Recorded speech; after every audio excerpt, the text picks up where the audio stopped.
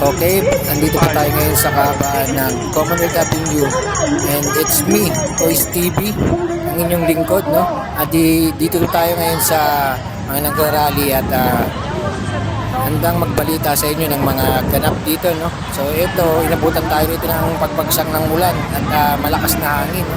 Pero stable pa rin itong mga royalista rito, no? Talagang nag-aabang sila ng balita sa zona ng mahal na PBBM.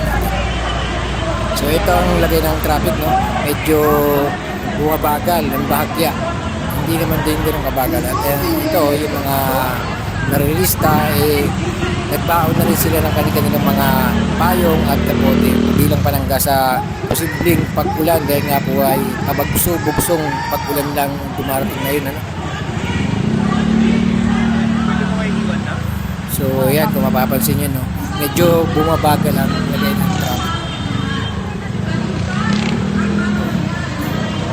Yan, no, dala-dala din nila yung kanilang mga parapernalyas, mga tarpaulin at mga banner. Buti na lang din nakapaghanda itong mga royalista. Kasi kung wala silang mga baon ganyan, suot na kapote at payong, para silang dinisperse kanya-kanyang walaan sa kalsada itong mga ito. Nabigla tayo nung nakaraang Friday, So yan, napakarami talaga nila, no? Nang nagdesisyon. Dito yan sa, malapit sa may St. Peter. Sa impeachment ni Sara Duterte. Pinasura ang impeachment. No? Nakikita natin dito, yung bulok talaga ang So ito yung yung kanilang, ang tawag ba rito? Refugee ba yun? Refugee? Yan yung kanilang ginawang parang ni President BBM, nakangiwi rin. Ay, grabe. Parang may bahid pa lang kung ano sa ilong ang kanilang pinahid dyan. So ito, mamaya abangan natin, parang meron silang ipapalabas na rito, reenactment patungkol dito sa kanilang dalang refugee, no? ang Senado dito sa ayaw So ayun naman sa bandang dulo, yung nagsasalita na yan ay si Congressman Franz Castro. Sa 2023 ay binunyag na natin itong confidential funds na punong-puno ng katiwalian sa paggamit. No, kaya naman inaisampa ang impeachment noong 2025. Dinilay, pinatagal ng Senado, no, ang dahilan nito ay yung mga paulit-ulit na sinasabi ni Marcos na ayaw na ang impeachment.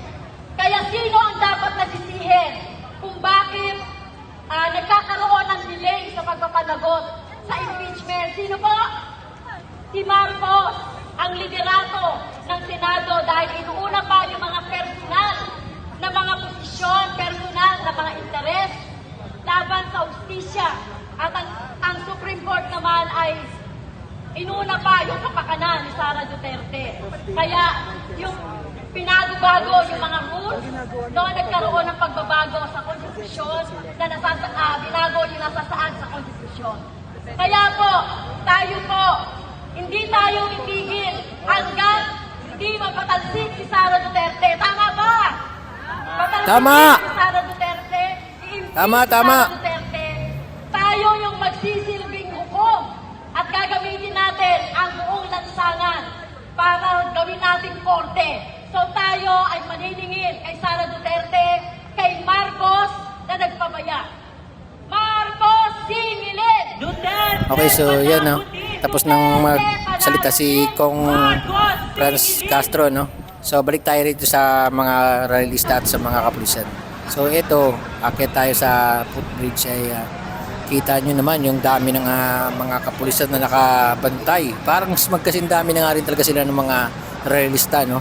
Dahil inaasahan din talaga nila yung pagdagsa ng mga royalista rito.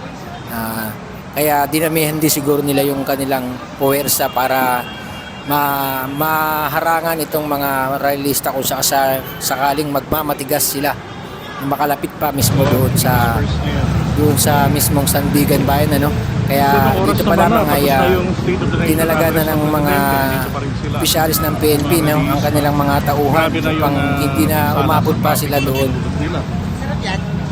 Bigyan mo. Talagang naka-ready na sila, no? So kanina napansin ko may mga host ng dinadala rin yung ibang ano, no? Hindi ko alam kung mga bombero yun kasi host ng bombero na camouflage.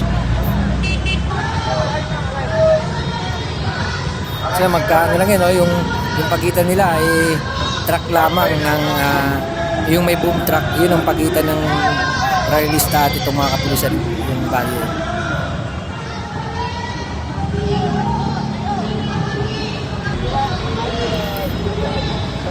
So ayan, no? Ang dami, oh. Sobrang dami nila talaga sa dulo pa yun.